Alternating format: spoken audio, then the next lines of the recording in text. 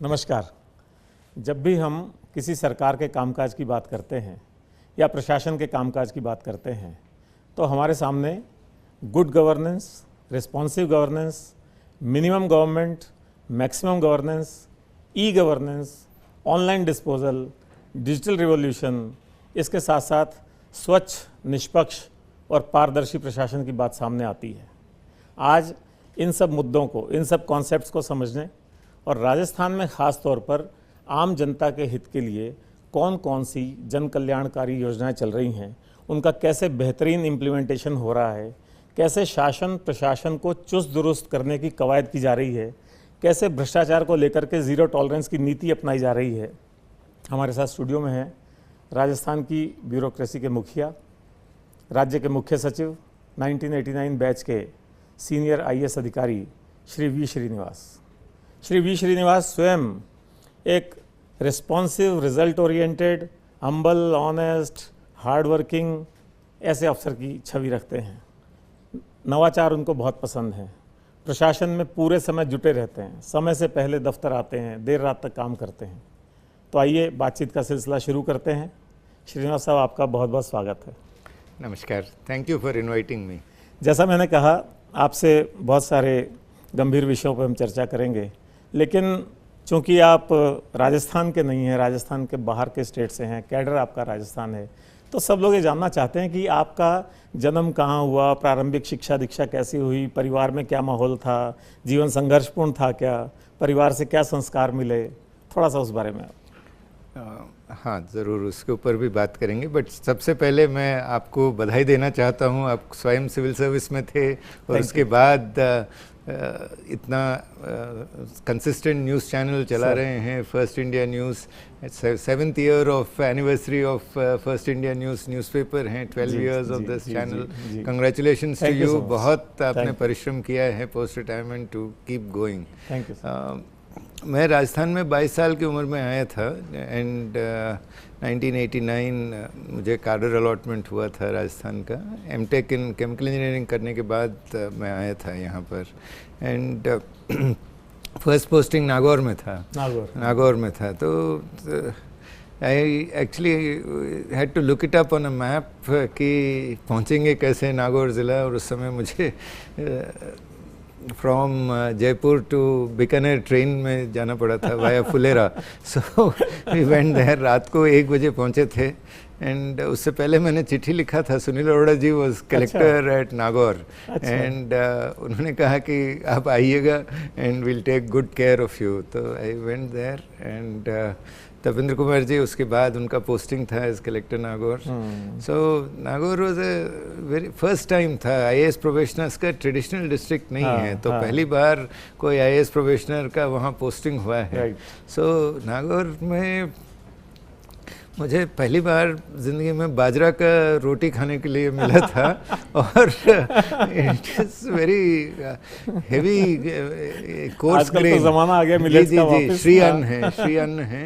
तो उस ज़माने में बाजरा का रोटी खाने का मौका मिला था एंड आई थॉट कि बड़ा कठिन है यहाँ पर चावल का राइस ईटिंग कंडीशंस बहुत कम थे। और 1 साल मैं नागौर में था। उसके पश्चात मेरा पोस्टिंग भीलवाड़ा और तत्पश्चात निम्बाहेड़ा में हुए थे और फिर बीकानेर में IGNP में मेरा पोस्टिंग था जब कैनाल स्टेज 2 में था। तो स्टेज 2 का कंस्ट्रक्शन तब भी शुरू हुआ था। तो आप 100 किलोमीटर भी ड्राइव करें और आपको एक भी इंसान नहीं दिखे, इस प्रकार का था। हेवी कटिंग रीचेस में कैनाल कंस्ट्रक्शन उस समय हो रहा था। उसके बाद सेटलमेंट मोटिवेशन, और आज अभी मैं कुछ दिन पहले बीकानेर गया था तो आमूलचूल परिवर्तन है। बहुत ज़्यादा स्टेज 2 में डेवलपमेंट्स हुए हैं फिर IGNP के। तो लॉन्ग जर्नी, 38 साल मेरा 37 years in the IAS complete हुए हैं और राजस्थान में जो विकास मैं देखा हूँ, अभूतपूर्व विकास हुआ है।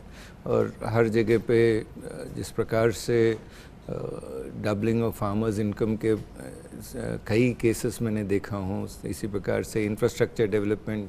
मैं सर आपको पहले वापस थोड़ा पीछे लेके चलता हूँ। जी इन पे तो हम आपसे पूरी जानकारी लेंगे जी। तो आपका जो पढ़ाई लिखाई की हम बात कर रहे थे और परिवार की बात कर रहे थे, तो आपने, मैंने देखा कि केमिकल इंजीनियरिंग में यूजी भी किया, पीजी भी किया, तो फिर आईएएस में आने का कैसे मन बना, कैसे प्रेरणा मिली आईएएस में आना है? मुझे डॉक्टर वाई रेड्डी हैं, आईएएस के 64 बैच के आईएएस ऑफिसर हैं। उन्होंने मुझे कहा था कि आप अपीयर होइएगा सिविल सर्विसेज के लिए। मेरा बहुत लगाव था केमिकल इंजीनियरिंग के प्रति एंड लेबोरेटरी में काम करने का और बड़े रिफाइनरीज स्थापित करने की इच्छा थी। उस समय बॉम्बे हाई का डिस्कवरी हुआ था, तो केमिकल इंजीनियर्स की बहुत डिमांड रहती थी देश में, और कई रिफाइनरीज देश में और विदेशों में स्थापित हो रहे थे। और उसी समय न्यू एक्सप्लोरेशन लाइसेंसिंग पॉलिसी भी आया था, तो salary scales were very high for engineers. तो मैंने उनको, डॉक्टर वाई रेड्डी पद्म विभूषण हैं, 1964 बैच के आईएएस हैं, गवर्नर आरबीआई थे, तो उनका कहना था कि आपका जो स्किल सेट है इसमें पब्लिक एडमिनिस्ट्रेशन के प्रति भी आप काम कर सकते हैं। नहीं, आप काम कर सकते हैं, उनका उन्होंने आइडेंटिफाई किया था। आई सेड मुझे इतना subject orientation for social sciences या एडमिनिस्ट्रेटिव साइंसेस इतना लगाव नहीं था, but he found that early years में पब्लिक पॉलिसी के प्रति और पब्लिक एडमिनिस्ट्रेशन के प्रति मेरा रुझान था।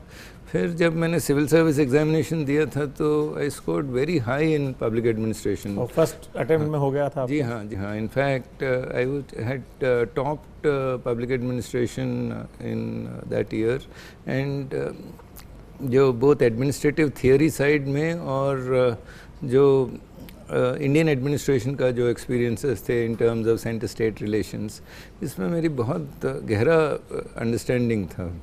और एकेडमी में भी मैंने ये देखा था, जब तक डिस्ट्रिक्ट एडमिनिस्ट्रेशन में अटैचमेंट्स होते हैं और तत्पश्चात जो फेज़ 2 में जब हम प्रेजेंटेशंस करते हैं, उसमें भी मैंने देखा था कि my understanding of public administration was very good. So that the transition from a highly technology background, high technology background, preparing mathematical models, algorithms, developing new reactor designs, process dynamics and control. Even in the early 80s we were working on advanced software programs. तो वहाँ से to work with citizen centric administration. अभी भी अपनी training के time याद है? हाँ। तो ट्रेनिंग बड़ी इंपॉर्टेंट होती है किसी भी आईएएस अफसर के लिए। जी। तो आपको क्या लगता है आपकी लाइफ में, आपकी जो एडमिनिस्ट्रेटिव लाइफ है उसमें द बेस्ट ट्रेनर कौन था, या आपका रोल मॉडल या मेंटोर कौन था जिसको देख करके आपने सीखा और आज आप जहाँ हैं वो उनकी वजह से हैं?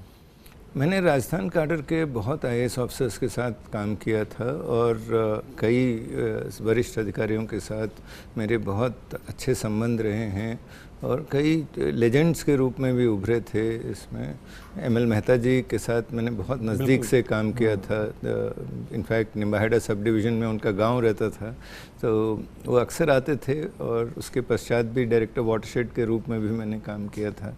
एंड राजीव महर्षि जी के साथ, सुनील अरोड़ा जी के साथ और विजय शंकर सिंह जी के साथ, कई CS राजन जी के साथ मैंने बहुत नज़दीक से काम किया था।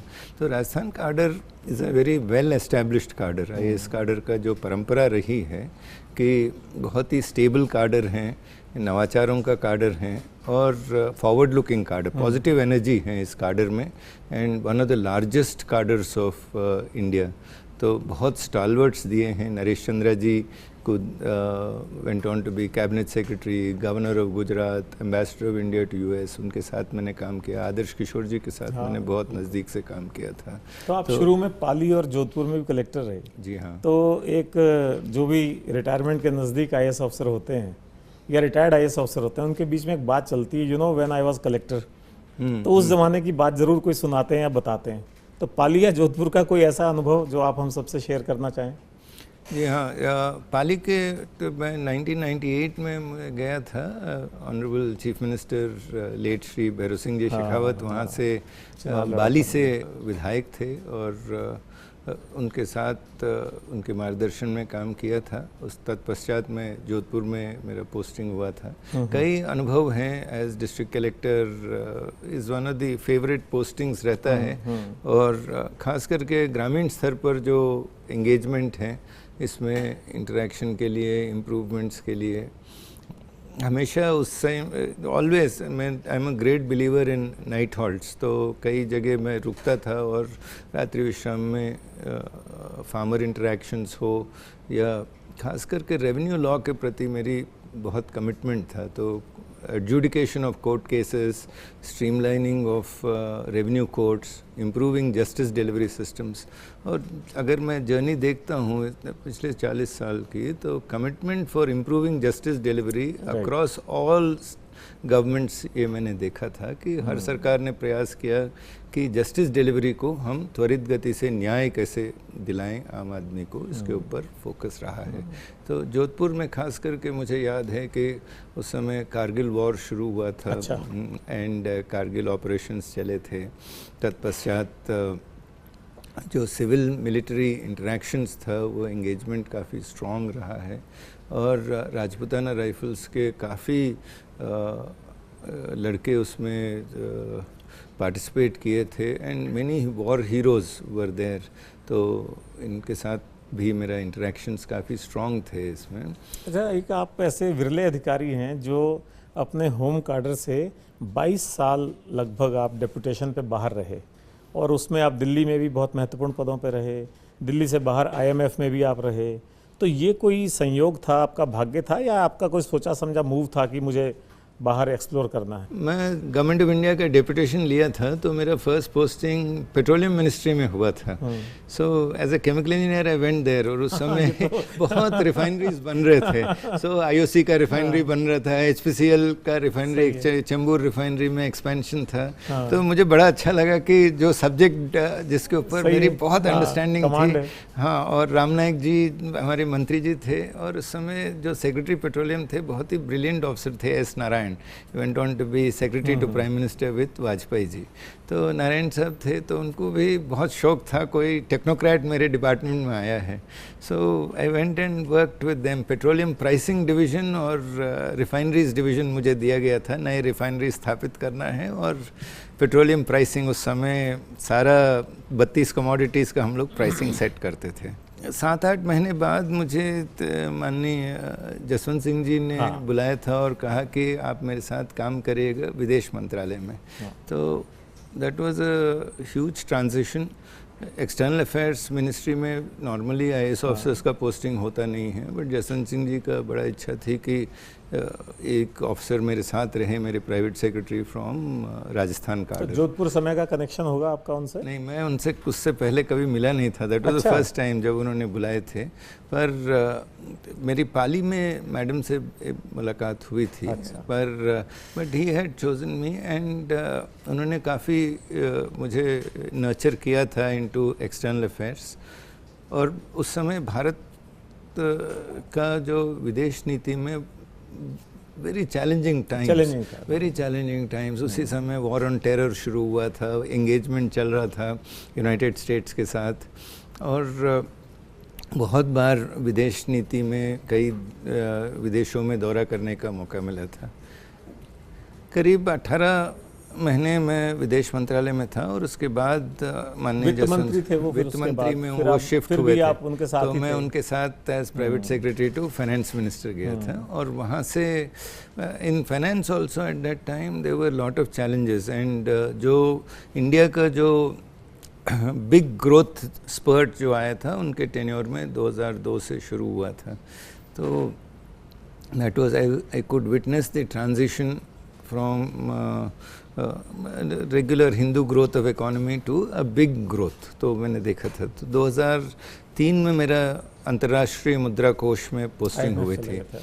सो मैं 3.5 वर्ष इंटरनेशनल मॉनेटरी फंड वाशिंगटन में था। फिर 2007 में वापस आया था राजस्थान के प्लानिंग सेक्रेटरी के रूप में। और तो जब आप जसवंत सिंह जी के साथ थे तो आपने पॉलिटिकल पावर कह लीजिए, राजनीतिक सत्ता कह लीजिए, बहुत ही नज़दीक से देखा, एज विदेश मंत्री, एज वित्त मंत्री, और अब यहाँ राजस्थान में CS के रूप में आप मुख्यमंत्री भजनलाल शर्मा जी के साथ बहुत ही क्लोजली वर्क कर रहे हैं।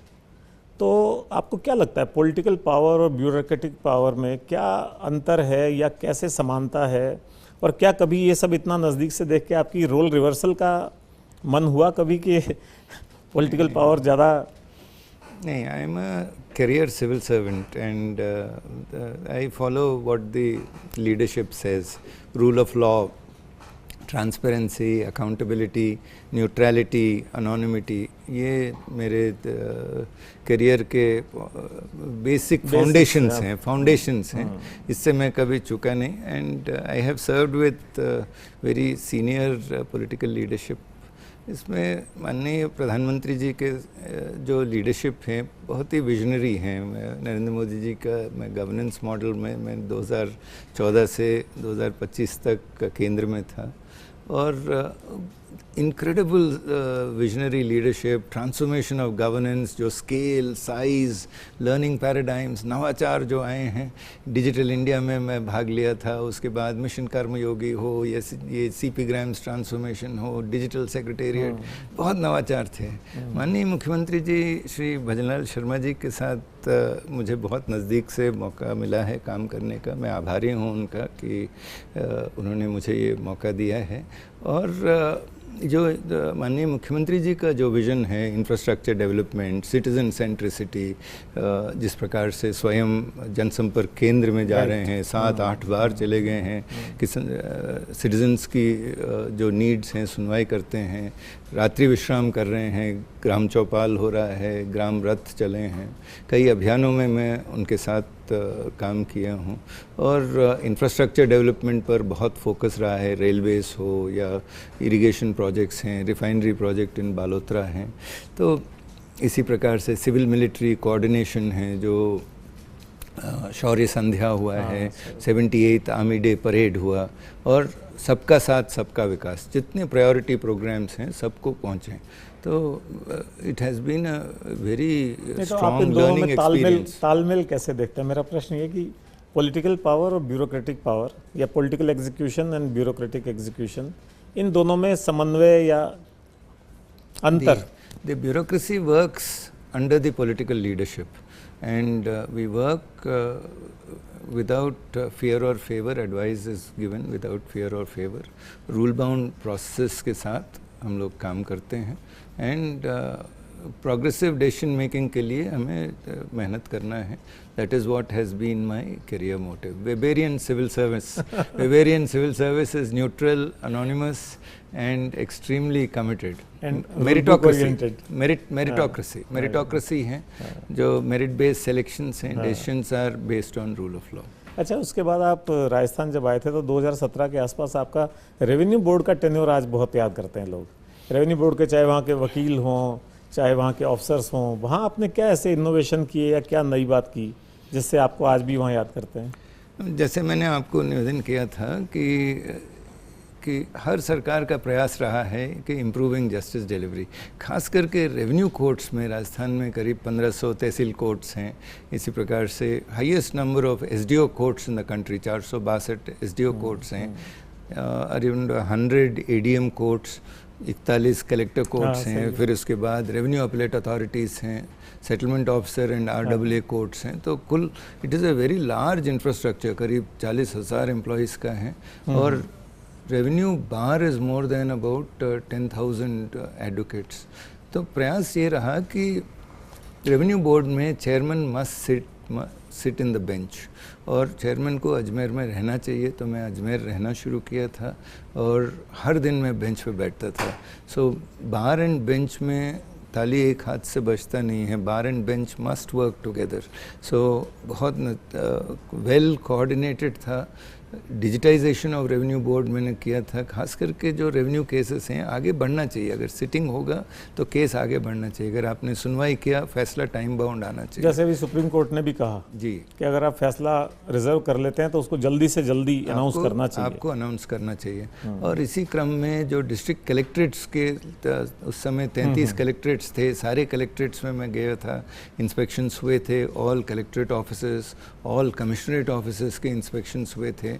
सो जो रेवेन्यू वर्क हैं, supervisory oversight consistency in interpretation of revenue law, और ख़ास करके जो कमज़ोर वर्ग हैं, जो SC/ST के प्रोटेक्शन जो सेक्शंस हैं, विमेंस राइट्स के जो प्रोटेक्शन के सेक्शंस हैं, कॉमन लैंड्स खास करके चारागाह हो या ओरन लैंड्स हो, कॉमन लैंड्स के लिए प्रोटेक्शन के लिए हैं, और टाइम बाउंड जजमेंट राइटिंग, तो इसके ऊपर मेरा बहुत फोकस रहा। इफ़ेक्टिव SDO वर्कशॉप्स मैंने काफ़ी किए थे, कार्यशालाओं में सीनियर एडवोकेट्स को बुला के इनके साथ विचार विमर्श कराया था। Omkar Lal ji Dave is one of the senior most advocates of revenue board, उनसे मैंने उसी भवानी सिंह जी शक्तावत थे उस समय, तो यंग ऑफिसर्स आके सीनियर एडवोकेट्स के साथ इंटरेक्ट करना to understand various provisions of revenue law. खास करके कुछ SDOs में जो प्रमोट होके आए थे उनमें कॉन्फिडेंस नहीं था कि इश्यू बेस्ड जजमेंट्स लिखें, तो उनकी कैपेसिटी बिल्डिंग की आवश्यकता थी। समरी जजमेंट से ट्रेनिंग्स करवाए, सारे SDOs की ट्रेनिंग्स करवाए, मेंबर्स ऑफ द बोर्ड्स को भेजा था ज़िलों में, और हर जगह पे मैंने रेवेन्यू बार से मिला था। हर ज़िले में मैं रेवेन्यू बार से और एडवोकेट से मैं मिलता था। जो वर्किंग कंडीशंस हैं इनको इम्प्रूव करने की प्रयास किया था। तो बहुत हार्ड वर्क किया आपने उसमें। Board of revenue of Rajasthan is one of the great institutions of Rajasthan. इसका जो लेगेसी है, अनमैच्ड लेगेसी है, it is a temple of justice, और हर दिन जो मैंने वहाँ काम किया, मुझे बहुत गर्व है कि मैं उस पद पर बहुत लोगों को न्याय पहुँचा सका था। अच्छा, इसके बाद आप जब वापस दिल्ली गए तो मेरे ख्याल से वो आपका एक कार्यकाल ऐसा था 2021 से 25 का, जब आप department of administrative reforms and public grievances में थे। उससे आपको एक राष्ट्रीय पहचान मिली। आपने एम्स में कहते हैं बहुत ही डिजिटल क्रांति ला दी थी, ऐसी पेंशनर्स के इश्यूज़ को बहुत ज़्यादा अच्छे से कुछ कर दिया था। उस बारे में थोड़ा सा बताइए, उसकी पहचान आज तक है आपकी। हाँ, डिपार्टमेंट ऑफ एडमिनिस्ट्रेटिव रिफॉर्म्स और पब्लिक ग्रीवेंसेस बहुत पुराना विभाग है। 1918 का विभाग है भारत सरकार का, बहुत पुराना विभाग है, और कई एडमिनिस्ट्रेटिव रिफॉर्म्स कमीशंस बने थे, और माननीय प्रधानमंत्री जी का विभाग है, और उसमें जो नवाचार जो माननीय प्रधानमंत्री जी ने जो रिव्यू करके जो निर्देश दिए थे उनको क्रियान्वयन करने का जिम्मेदारी मुझे दिया गया था। और भारत के इतिहास में I had one of the longest careers, 7 years in DRPG। अभी तक कोई IAS ऑफिसर का इसमें इतना लंबा टेन्योर नहीं था। तो माननीय प्रधानमंत्री जी का ये कहना था कि जो फाउंडेशन ऑफ इंडियन डेमोक्रेसी है ये है सिटीजन सेंट्रिसिटी, तो सिटीजन की आवाज़ सुनिएगा। तो इसको सुनने के लिए हमने CP Grams पोर्टल डेवलप किया था। तो CP Gram पोर्टल आज विश्व का सबसे बड़ा प्लेटफॉर्म है जिसमें 33 लाख ग्रीवेंसेस आते हैं। तो उस पर हमने कई नवाचार लाए, टेक्नोलॉजी ऐड किया, AI बेस्ड प्लेटफॉर्म्स लाए, हर सिटीजन की आवाज़ हम लोग 14th डे तक। ऐसा क्या खास हुआ था? एम्स की बहुत चर्चा करते हैं। जी हाँ, एम्स मेरा पोस्टिंग हुआ था 2014 में, और जब मैं पहले हफ्ते में जब एम्स में गया था तो ये देखता था कि सुबह 1 बजे, पवन जी आप देखिएगा, सुबह 1 बजे वो पेशेंट आके लाइन में बैठता था, और उसकी अपॉइंटमेंट 9 बजे थी। मतलब वो 8 घंटे वो वेट करता था 15 मिनट डॉक्टर से मिलने के लिए, क्लिनिशियन से मिलने के लिए। कभी कभी OPDs बहुत लंबा चलते थे। Pressure on the clinician side, pressure on the patient, long wait times रहते थे, और फॉलोअप भी क्लियर नहीं था। तो ये मेरा विजन था कि फुल्ली डिजिटल पब्लिक इंस्टीट्यूशन, जो माननीय प्रधानमंत्री जी का विजन है, next generation reforms, next generation प्रशासनिक सुधार का मतलब ये है कि डिजिटल एम्पावरमेंट ऑफ सिटीज़न, हर व्यक्ति को डिजिटली एम्पावर करें और हर संस्था को डिजिटली ट्रांसफॉर्म करें। तो जो मेरा एम्स में अनुभव था, AIIMS became India's first fully digital public hospital. तो हम लोग सुबह 7 बजे बैठते थे, रामसेवक शर्मा जी थे उस समय मेटी के सेक्रेटरी, और हर एक प्रोसेस को, हर डिपार्टमेंट का अलग अलग नीड्स थे। तो विनोद पॉल, वो रिटायर्ड एज मेंबर नीति, ये head of department of paediatrics थे। तो विनोद पॉल जी, मैं और रामसेवक शर्मा जी के साथ बैठते थे, and we took up department of paediatrics as the first department for transformation. और धीरे धीरे 65 डिपार्टमेंट्स को डिजिटाइज किए थे। ये देखा गया था कि 15 मिनट के अंदर आप ऑनलाइन बुकिंग कर सकते हैं, आप क्लिनिशियन से टाइम मिलेगा, और साथ साथ जब आप एग्जिट ओपीडी में जाएंगे तो आपका नेक्स्ट डेट भी मिल जाएगा। और जो रिकॉर्ड्स हैं, पेशेंट रिकॉर्ड्स ऑनलाइन ट्रांसफ़र होंगे। अगर आप ब्लड कहीं कोई पॉइंट पे देंगे तो आपका जो रिपोर्ट्स हैं वो सीधा क्लिनिशियन को मिलेंगे। इसी प्रकार से 5000 पेशेंट्स का इन पेशेंट्स हैं उसमें, तो पेशेंट रिकॉर्ड्स, बेड लिनन, खाना, hospital management is a very complex process. AIIMS में हर दिन लगभग 50,000 लोग आते हैं, बहुत बड़ा नंबर है। इंदिरा गांधी एयरपोर्ट से भी ज़्यादा लोग उस हॉस्पिटल में, बहुत, it's almost like a city, and 35,000 employees हैं। तो मैनेज करना digital system, I realised, increases efficiency almost 500 to 600%। हाँ, इतना बढ़ोतरी हो जाते हैं। नंबर ऑफ पेशेंट्स हम लोग दुगना कर पाए थे हैंडलिंग, और पेशेंट रिकॉर्ड्स हम ट्रीट कर पाए। जब मैंने राजस्व मंडल को डिजिटाइज किया था, यही देखा था कि 450 जजमेंट्स पर मंथ हो रहे थे, और वो जब डिजिटल हुआ था तो करीब 1300 से 1500 जजमेंट्स पर मंथ पे बढ़ गई थी। ट्रांसपेरेंसी, अकाउंटेबिलिटी, सुपरवाइजरी ओवरसाइट, ये सब आते हैं। सीपी ग्राम्स में भी ये देखा था मैंने कि जो निर्णय 120 दिन लगते थे वो 14 दिन पे आप पहुंचते हैं। आज मैं राज संपर्क पे देखता हूं कि जो सेटिस्फैक्शन लेवल है, सीनियर ऑफिसर्स जाते हैं वहाँ सुनवाई करते हैं। इसी प्रकार से कई मंत्रीगण वहाँ गए हैं, माननीय मुख्यमंत्री जी स्वयं गए हैं। सेटिस्फैक्शन लेवल में करीब 20 से 25% जंप आया है। तो टेक्नोलॉजी प्लेटफॉर्म, एआई आप ऐड करिएगा उसके साथ, और सुपरवाइजरी ओवरसाइट बढ़ाएं तो ट्रांसफॉर्मेटिव गवर्नेंस प्राप्त होगा। अब आपसे राजस्थान की बात करते हैं। आप 2025 में SCS राजस्थान आए, नवंबर 2025 में, और उस वक्त जो यहाँ प्रशासनिक माहौल था वो सभी को पता है। और आप भी दिल्ली से आए थे, तो आपको भी ऐसा माना गया कि आप दिल्ली के नॉमिनी की तरह आए हैं। हालांकि अब ये धारणा आपने पूरी तरह तोड़ दी है। आप जैसे स्टेट कैडर का अफसर होता है वैसे ही काम कर रहे हैं, लेकिन उस समय कुछ ऐसा माहौल था। तो आपको क्या लगा उस वक्त, क्या चैलेंजेस आपको फील हुए, और कैसे आपने इस अवधारणा को तोड़ा कि कोई दिल्ली का नॉमिनी नहीं है, स्टेट कैडर का सीनियर मोस्ट ऑफिसर है, ही इज़ CS? मेरा ये बिलीफ है कि संस्थाएं जीवंत रहना चाहिए, और ये मैंने कई चिंतन शिविरों में, बैठकों में मैं भाग लिया था, और ये कंसिस्टेंटली इंटरपर्सनल रिलेशंस हो, बिहेवियरल कॉम्पिटेंसी मॉड्यूल्स हो, इनके ऊपर काफ़ी फोकस रहता है।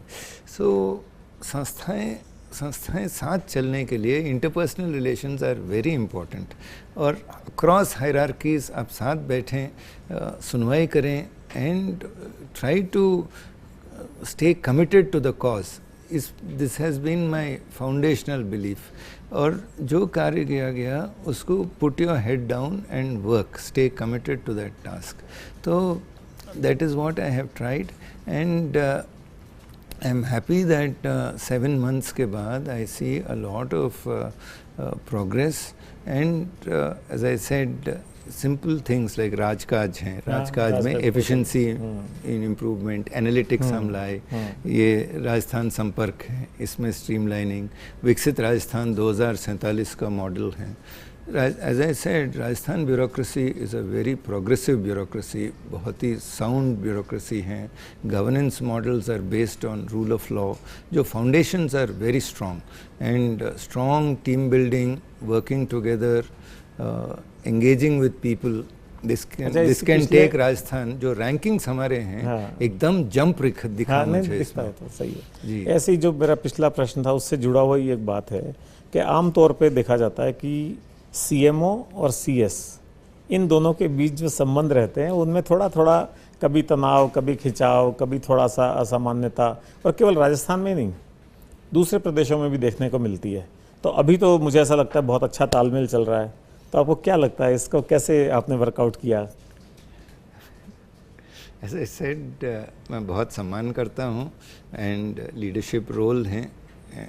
We work under the political leadership and we stay committed to the rule of law. मुझे ऐसा लगता है पर्सनली कि कई बार ऐसा होता है कि शायद जो CMO में अफसर होते हैं उनको सीएम की पॉलिटिकल कंपल्शंस और पॉलिटिकल रिक्वायरमेंट को भी एडजस्ट करना होता है, उन पे उसकी भी जिम्मेदारी और दबाव होता है, और आमतौर पे सीएस ऑफिस रूल बुक के हिसाब से चलता है। तो क्या ये अंतर होता है या कोई और वजह होती है? आप भी बहुत लंबा समय से सिविल सर्विस में थे, आप जानते हैं, विशेषज्ञ हैं इसमें, इस प्रक्रिया के, आप समझते हैं किस प्रकार से शासन चलता है। मेरी लंबा अनुभव में मैंने ये देखा हूँ कि जो फैसले जो हुए हैं उसका क्रियान्वयन सही रूप से कराना हमारी जिम्मेदारी है, और जो नैतिक जिम्मेदारी भी है कि जो डिसीजंस हमें दिए जाते हैं उनको इम्प्लीमेंट करें। अच्छा, आपने फील्ड विजिट का जिक्र किया था, तो बहुत समय बाद मैंने भी, वही आप कह रहे हैं, मैं खुद प्रशासन में था, बहुत समय बाद देखा जब सीएस खुद इतनी ज़्यादा फील्ड विजिट में जाते हैं, और खुद ही नहीं जा रहे हैं बल्कि जो सीनियर ऑफिसर्स हैं, चाहे वो सेक्रेटरी हैं, प्रिंसिपल सेक्रेटरी हैं, एसीएस हैं, उनके लिए भी ये कह दिया गया है कि कम से कम महीने में 4 रात वो बाहर रहेंगे और फील्ड में जाएंगे, रात्रि चौपाल करेंगे, और तो और मुख्यमंत्री जी खुद ही रात्रि चौपाल कर रहे हैं। तो इसका क्या असर देखने में आया आपका, और क्या ये पूरी तरह लागू हो रहा है, जा रहे हैं सीनियर ऑफिसर्स? जी हाँ, वेरी इंस्पायरिंग। माननीय मुख्यमंत्री जी का जो रात्रि विश्राम हुए हैं, बम्बोरी में हुआ है, अजमेर में, 4-5 जगह पुष्कर किया में होगा हुए ये, हैं, and very inspiring, and it is बड़ा सिटीज़न सेंट्रिक था। कई लोग आके मिले और समस्या ज़मीनी स्तर पर उनको देखने को मौका मिला। मैं कई जगह गया था, खास करके जो एनर्जी सेक्टर ट्रांसफॉर्मेशन जो हुआ है, पीएम कुसुम का मुझे देखने की इच्छा थी। तो पीएम कुसुम में जो किसानों ने लगाया था, ये मैं देखने गया था कि ट्रांसफॉर्मेशन किस प्रकार से हुआ। कोटपुतली में एक किसान बलजीत सिंह यादव, इनके साथ मेरी मुलाकात हुई थी, और उन्होंने ये बताया कि फार्मर इनकम डबल हुआ है बिकॉज वो ग्रिड में पावर सेल से ऊर्जा दाता, हाँ, ऊर्जा दाता है। इसी पीएम कुसुम के आधारित कई एयू स्मॉल बैंक उसको फाइनेंस कर रहा है, और काफ़ी इकोसिस्टम उसका बन गया है। मतलब 100 से ज़्यादा एनर्जी प्रोड्यूसर्स वहाँ डेवलप हुए छोटे गांव में। इसी प्रकार से पॉली हाउस का इम्पैक्ट मैं देखने गया था दौसा में। मुझे लगा कि जो इजराइल बेस्ड सिस्टम है ड्रिप इरिगेशन का और स्प्रिंकलर इरिगेशन का, इसको व्यापक रूप से ट्रांसफॉर्म हुआ। वहाँ भी पॉली हाउस में मुझे जर्बरी डेजीज दिखाए गए थे, और एक्सपोर्ट हो रहे हैं राजस्थान से बहुत सारा जर्बरी डेजीज। फिर सोलर दीदी से मैं मिलने गया था, तो कई वेरी सीनियर वुमेन जो मिड 60s में हैं, वो आज आपके सामने सर्किट बोर्ड डेवलप करके दिखा देंगे। फिर राजीविका मिशन के कई एम्पावर्ड वुमेन के साथ मेरी इंटरेक्शंस हुए हैं, और उस मिशन के इंटरेक्शंस में मैं कुछ ये जो मुख्यमंत्री विकसित ग्राम अभियान में कई पंचायतों में मैं इंटरेक्ट करने गया था, गुंजोल पंचायत में, और इसी प्रकार से भीलवाड़ा में स्वरूपगंज पंचायत में गया था। और वहाँ भी जो ट्रांसफॉर्मेशन है, जो गवर्नमेंट का जो फोकस है, ज्ञान, गरीब, युवा, अन्नदाता और नारी शक्ति, ये चारों एरियाज़ पे फोकस काफ़ी स्ट्रॉन्ग रहा है। और जो अभी ग्लोबल एग्रीकल्चर मीट, जो टेक्नोलॉजी मीट हम कर रहे थे, उसके प्रिपरेशंस में भी मैं कुछ जगह गया था। लगभग 22 ज़िले मैंने देखा हूँ, करीब 5000 किलोमीटर के मेरे दौरे हुए हैं राजस्थान में। इरिगेशन प्रोजेक्ट्स देखा हूँ, रिफाइनरी देखा था, सोलर प्रोजेक्ट्स देखा हूँ, एंड इंडिविजुअल इंटरेक्शंस भी 50-60 हज़ार किसानों से और विलेज कम्युनिटीज़ के साथ मेरी बैठकें हुए हैं। कई विभागों के साथ, फील्ड लेवल ऑफिसर्स के साथ मेरे चर्चाएं हुए हैं। अच्छा, राजस्थान में रिस्पॉन्सिव एडमिनिस्ट्रेशन, जिसको अपन खास तौर पे कहते हैं, एक्सेसिबिलिटी होनी चाहिए, अकाउंटेबिलिटी होनी चाहिए, सेंसिटिविटी होनी चाहिए। तो कई दफ्तरों में देखने में आता है कि जनता से मिलने का जो समय है वो बहुत इम्पोर्टेंट होता है, वो इतना अच्छे से निर्धारित नहीं है, और जहाँ निर्धारित कर देते हैं वहाँ पे ऑफिसर्स दूसरे कामों में बिजी हो जाते हैं। तो इस बारे में कोई साफ नीति या कोई निर्देश फील्ड ऑफिसर्स में? आपको भी याद होगा, राजस्थान में हमेशा ये परंपरा रहा है, हमेशा परंपरा रहा है कि इंटरेक्शन विद सिटीज़न के ऊपर फोकस रहा है। कलेक्टर्स की नाइट हॉल्ट्स होते हैं, गांव में जाके सुनवाई करते हैं, एसडीओस जाते हैं सुनवाई करते हैं, इसी प्रकार से senior secretaries are in the field, सुनवाई होती है। और ओपन हाउस हैं, आप चीफ सेक्रेटरी के ऑफिस में भी कभी भी अगर बैठकों में नहीं है तो वो ओपन हाउस हैं, वो आके मिल सकते हैं 10 से 10:30 बजे एनी डे मीटिंग फ्री है, तो आप जब भी अवसर आना चाहें आ सकते हैं। शाम को इसी प्रकार से 3 से 4 के बजे के बीच में भी आके मिल सकते हैं। ये यूनिक है राजस्थान का जो प्रशासनिक ढांचा का जो कल्चर रहा है, इसमें सुनवाई किया जाना is been a fundamental integral part of our governance model. जो राजस्थान का जो सुशासन की मॉडल है, इसमें ये इंटीग्रल पार्ट रहा है, दशकों से रहा है। अच्छा, पीछे एक बड़ी घटना मैं आपको एक और बात सुनाना चाहूँगा। मैं जब भादसोड़ा पहली बार गया था, मुझे बताया गया था मुख्य सचिव जी आए हैं वहाँ पर। अच्छा। तो मैं वहाँ गया था भादसोड़ा, और मुझे ऐसा कोई दिखा नहीं मुख्य सचिव जी का विजिट का। तो मैंने पूछा कहाँ है मुख्य सचिव जी, तो मीठालाल जी मेहता नीचे जमीन पे बैठ के साफा पहन के बातचीत कर रहे थे। तो वो परंपरा मैंने देखा थे। जी हाँ, तो मुझे कहा कि मुख्य सचिव जी बैठे हैं सर्विस में, तो देखे तो वहाँ वो बैठ के बात कर रहे थे। That is the kind of tradition Rajasthan has always had. जब आप बाड़मेर रिफाइनरी का उद्घाटन होना था, प्रधानमंत्री जी का कार्यक्रम तय हो गया था, एक दिन पहले आप वहाँ देखने चले गए थे, सारी व्यवस्थाएं देख रहे थे, उसी समय वहाँ वो भीषण अग्निकांड हो गया दुर्भाग्यवश। तो आप वहाँ मौके पे थे, तो आपके मन में उस वक्त क्या आया होगा कि कल तो प्रधानमंत्री जी ने आना है, इतना महत्वाकांक्षी प्रोजेक्ट है, ऐसी दुर्घटना हो गई, उसका देश में नहीं विदेशों तक में गूंज जाएगी। तो उस समय काफ़ी टर्मोइल रहा होगा और काफ़ी मानसिक द्वंद्व रहा होगा, उसको आपने कैसे बैलेंस किया? HRRL refinery is a huge achievement for Rajasthan, and ये एक वर्ल्ड क्लास रिफाइनरी है, भारत का टॉप पेट्रोकेमिकल कॉम्प्लेक्स है, और 9 मिलियन मेट्रिक टन्स का प्रोडक्शन है, और हाई एंड प्रोडक्ट हैं, पेट्रोल, डीजल और पेट्रोकेमिकल कॉम्प्लेक्स का। तो बड़ा it was a fascinating site कि इतने हज़ारों किलोमीटर्स का पाइपलाइंस ले हुए हैं, क्रूड डिस्टिलेशन यूनिट था, और जो पाइपलाइन भी कांडला से हम लोग ला रहे, मुंद्रा से हम लोग ला रहे हैं यहाँ पर, और मंगला क्रूड भी, लोकल क्रूड भी इसमें था। वेरी अनफॉर्चुनेट एक्सीडेंट था उस दिन, और the refinery is coming back on track very soon. With in a period of 7-8 हफ्तों में ये रिपेयर्स कंप्लीट हो गए हैं, और मैं अपेक्षा करता हूँ कि बहुत जल्दी तो इसका उस दिन कैसा लगा आपको, कैसे हैंडल किया आपने सिचुएशन को? फर्स्ट थिंग इज़ कि that fire should be brought under control. तो उस दिन fire was brought under control. Second, moral of officers. फिर जो बाकी उसके बाद पोस्ट एक्सीडेंट के जो ऑपरेशंस हैं, ये स्ट्रीमलाइन किया जाना है, खास करके there are number of causes को डिटरमिन किया जाना है, तो ये भी हम लोगों ने डिटरमिन किया था।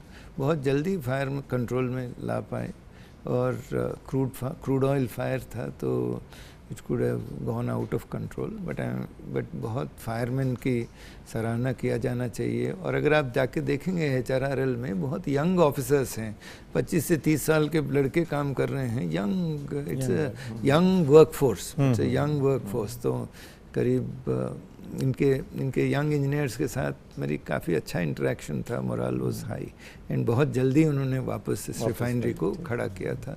रिप्लेसमेंट पार्ट्स हम लोग मिले, इंश्योरेंस के क्लेम्स भी ये लोग टाइमली सेटल किए, तो अच्छा था। तो overall confidence is very high. युद्ध का चल रहा है माहौल, और पश्चिम एशिया का संकट चल रहा है, तो इस दौरान जो तेल की आपूर्ति, LPG की आपूर्ति, ये थोड़े से कम हो गए थे। तो मैंने देखा आपने बहुत क्लोजली मॉनिटरिंग करी, आपने भी, मुख्यमंत्री जी ने भी, तो उसका क्या असर देखने में आया, और अब आने वाले दिनों की स्थिति क्या है?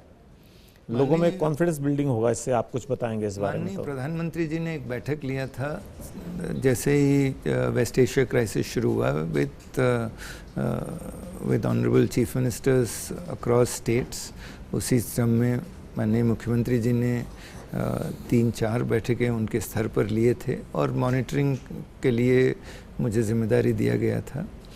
तो वेस्ट एशिया क्राइसिस में इनिशियली ये देखा गया कि एलपीजी के बुकिंग्स में बहुत बढ़ोतरी देखा गया था, और जो फरवरी में जो रश ऑफ बुकिंग्स दिखे थे अर्ली मार्च में, वो अभी कम हुआ है, और सप्लाई लाइंस भी स्ट्रीमलाइन हुए हैं। और राजस्थान का एक बड़ा एडवांटेज है कि हम लोग पाइपलाइन पर हैं, तो अगर कोई प्रोडक्ट में कोई शॉर्टफॉल दिख रहा है तो इमीडिएटली पेट्रोलियम मिनिस्ट्री को हम कन्वे करते हैं कि हमें ये प्रोडक्ट चाहिए, तो हमें वो पाइपलाइन में वो प्रोडक्ट मिल जाता है। एक बड़ा चेंज जो आवश्यक है ये है कि सिटी गैस डिस्ट्रीब्यूशन को हमें प्रमोट करना है, तो सिटी गैस डिस्ट्रीब्यूटर्स के साथ लगातार बैठकें हो रहे हैं और ज़्यादा से ज़्यादा कनेक्शंस एलपीजी से सिटी गैस में शिफ्ट करने की। दूसरा था कि एलपीजी सप्लाई लाइंस को जारी रखें, कमर्शियल डिस्ट्रीब्यूशन में भी कुछ रिलैक्सेशंस दें। तो माननीय मुख्यमंत्री जी का ये फैसले थे, खास करके देवस्थान हैं, मंदिरों को दिया जाए, स्टूडेंट्स को दिया जाए, इसी प्रकार से डेयरी को दिया जाए, वेडिंग्स में अवेलेबल किया जाए, हॉस्पिटल्स में अवेलेबल किया जाए, और 70% तक कमर्शियल प्रोडक्शन को भी आज के तारीख में एलपीजी सप्लाईज मिल रहे हैं। तो ये देखा गया कि लार्जली स्टेबल हैं, supplies are stable. MS and HSD के पर्याप्त स्टॉक्स हमारे पास हैं, हमारे कोई भी पेट्रोल स्टेशन ड्राई नहीं हुआ है, सब जगह sale is going on in an orderly manner. अब एक दो प्रश्न में, आप सीएस हैं राज्य के, उस संदर्भ में पूछना चाहता हूँ, आप उसको राइट स्पिरिट में ही लीजिएगा। आमतौर पे ऐसी एक धारणा बनी हुई कि सीएस जो हैं वो विभिन्न विभागों की बैठकें कराते हैं, उनमें कोऑर्डिनेशन कराते हैं, समन्वय कराते हैं और उसको सॉल्यूशन देते हैं। वो सब ज़्यादातर वर्बल होता है, कभी कभी मिनटाइज होता है, और ये फिर भी ज़रूरी नहीं है कि जो सीएस की मीटिंग में तय हुआ वो फलां विभाग उसको एग्जीक्यूट करे। वो विभाग उस प्रस्ताव को जब अपने मंत्री तक भेजता है तो वो मंत्री जी की आखिरी इच्छा पे डिपेंडेंट हो जाता है। ज़रूरी नहीं कि जो ऑफिसर्स की बैठक में तय हुआ वो मंत्री जी उसको अप्रूव कर दें। तो आपको भी ऐसा कुछ देखने में आया, ऐसा लगा? इंटर डिपार्टमेंटल कोऑर्डिनेशन के इश्यूज काफ़ी रहते हैं, और not only inter departmental coordination, centre state coordination भी काफ़ी इंपॉर्टेंट हो गया। Highly specialised area of work है, खास करके when you have such a large budget. Rajasthan का इस वर्ष का जो बजट है 6,11,000 करोड़ है, राजस्थान के इतिहास में सबसे बड़ा बजट है। इनमें हमें सेंट्रली स्पॉन्सर्ड स्कीम्स से लगभग 2 लाख करोड़ हम ला पाए लास्ट ईयर, और मार्च में ही 20,000 करोड़ हम ला पाए, तो that was a huge achievement. तो इसके लिए centre state coordination is very important, और इंटर डिपार्टमेंटल कोऑर्डिनेशन, एक एक स्कीम 10 विभाग 15 विभागों के बीच में चल रहा है। So inter state coordination, inter departmental coordination in state government और centre state coordination, centre state में तो मैं ये दोनों इम्पॉर्टेंट हैं। तो इसकी जिम्मेदारी चीफ सेक्रेटरी का काफ़ी रहता है। मुख्यमंत्री जी और आपके बीच में एक बात कॉमन है सेंटर स्टेट के मामले में, तो वो भी दिल्ली जाते हैं तो प्रधानमंत्री जी के साथ साथ 10-15 मंत्रियों से मुलाकात करते हैं, राज्य के पेंडिंग इश्यूज़ को रखते हैं, उनका सोल्यूशन लेके आते हैं। आपका भी मैंने एक ट्रैक देखा, तो लगभग 2 महीने में आप एक विजिट दिल्ली की करते हो, और वहाँ कैबिनेट सेक्रेटरी से लेकर के फिर मेजर सेक्रेटरी से मिलते हो, स्टेट के इश्यूज़ को सॉर्ट आउट कराते हो। तो इसका असर तो लोगों को देखने में आ रहा है।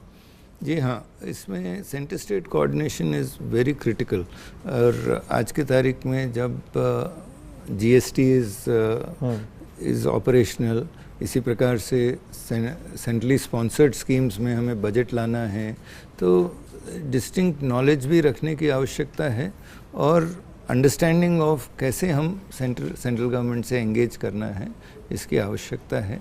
एंड इसमें मेरा जो केंद्र में लगभग 21 वर्षों का जो अनुभव है, इसका फ़ायदा रहता है। और इसमें कोऑर्डिनेशन में खास करके जो मेजर इंफ्रास्ट्रक्चर मिनिस्ट्रीज़ हैं, housing and urban affairs, very major ministry, बहुत सारे प्रोग्राम चला रहे हैं। जयपुर मेट्रो फेज़ 2 हम ला पाए, इसी प्रकार से वाटर रिसोर्सेज में, माइनिंग में है, वाटर रिसोर्सेज हैं, और पेट्रोलियम में हमारा रिफाइनरी का कोऑर्डिनेशन है। इसी प्रकार से फाइनेंस मिनिस्ट्री के साथ जो मदर सैंक्शन सारे विभागों से निकालने हैं, 15th फाइनेंस कमीशन ग्रांट्स हमें लाने थे, अभी 16th फाइनेंस कमीशन के लाने हैं, नरेगा के लिए रूरल डेवलपमेंट हैं। तो इनमें विभिन्न मंत्रालयों के साथ इंटरेक्शन की हमें आवश्यकता है और जो गवर्नमेंट ऑफ इंडिया का जो विज़न है वो काफ़ी व्यापक है।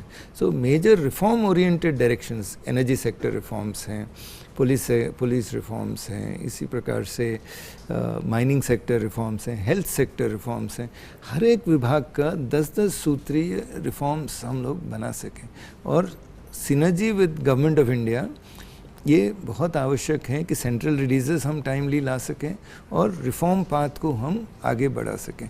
उनका जो व्यापक राष्ट्रीय जो विज़न है इसको राज्य में हम ट्रांसलेट कर सकते हैं और इट इज़ वेरी बेनिफिशियल कि हम लोग स्ट्रॉन्ग सेंट्रल रिलेशंस रखें और very strong inter departmental relations रखें। जैसे मैंने आपसे निवेदन किया था कि जीवंत रहना चाहिए संस्थाएं, माननीय प्रधानमंत्री जी का ये वर्ड है कि जीवंत संस्थाएं रहना चाहिए।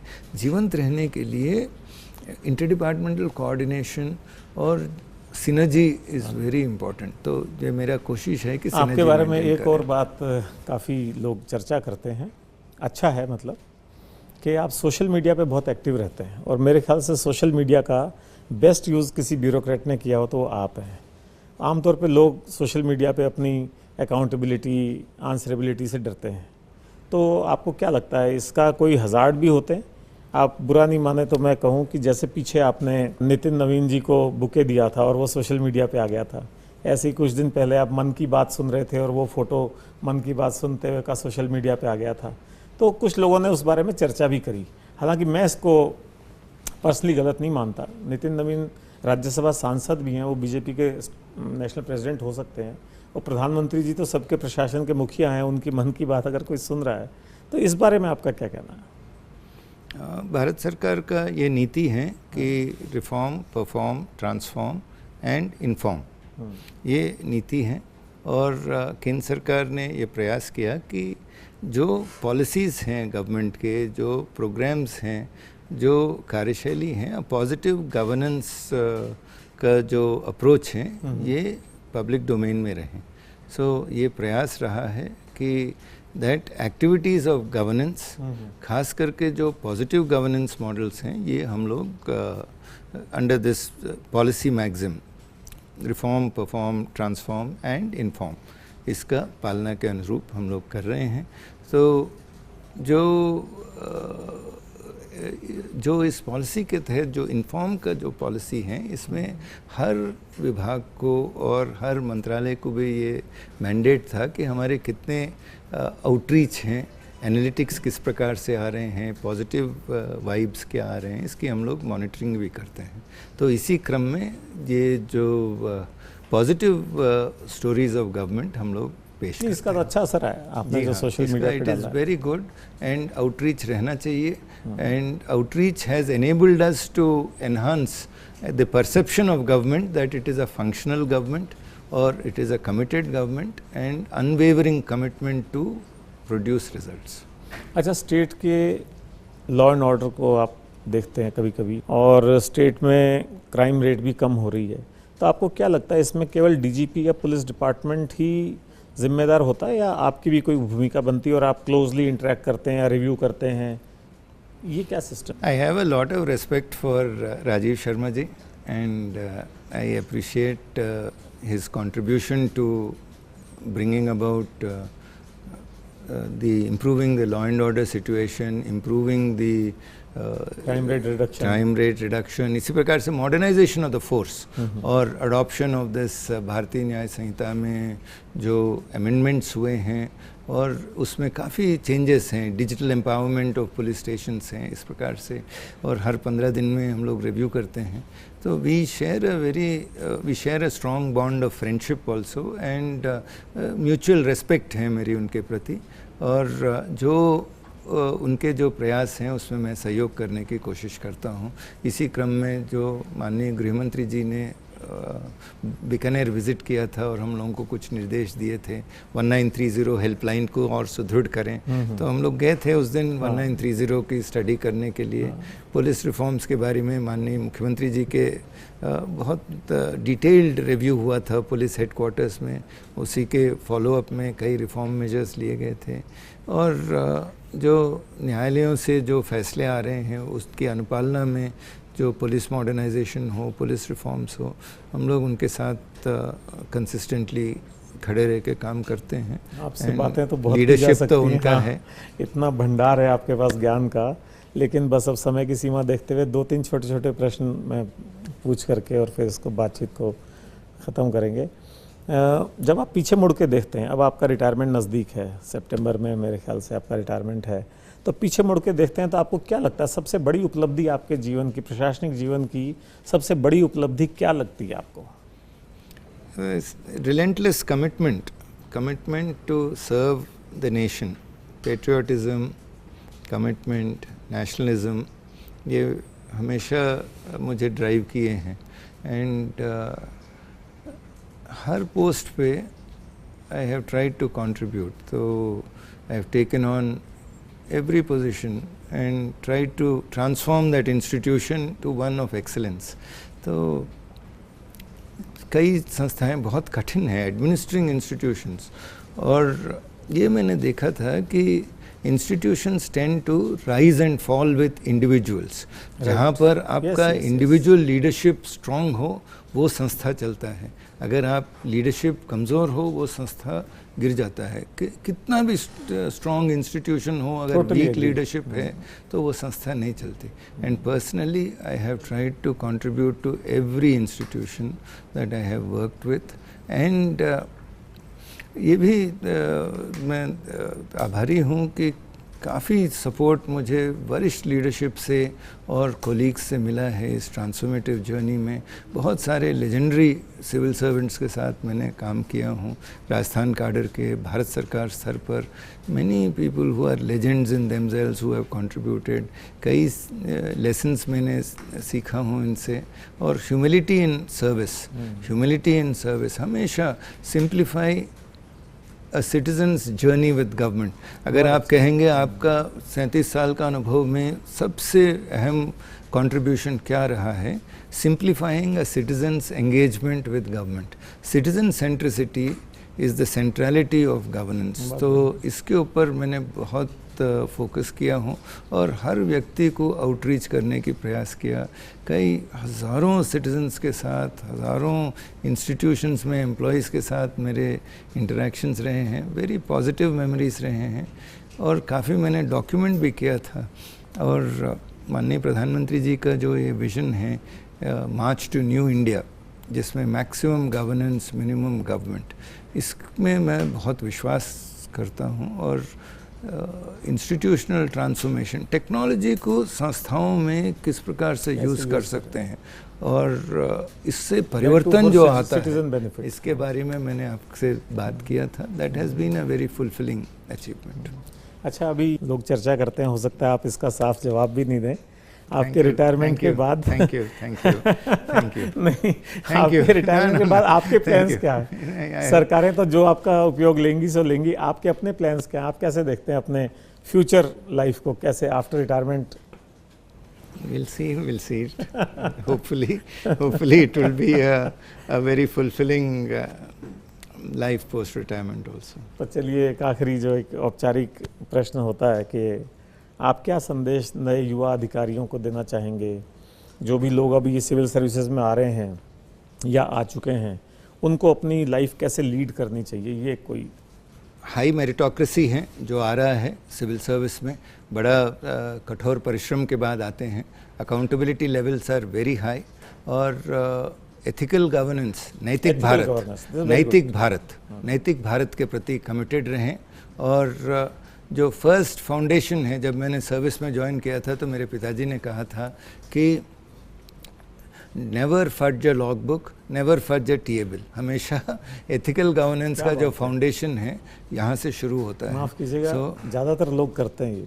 टीए बिल और लॉग बुक जो आपने कहा कितनी बेसिक चीज़ है, हाँ। लेकिन ये है। So that is the foundation of good governance. और ये विश्वास मेरा रहा है कि I am ethical, I am accountable, I am the Indian administrative service.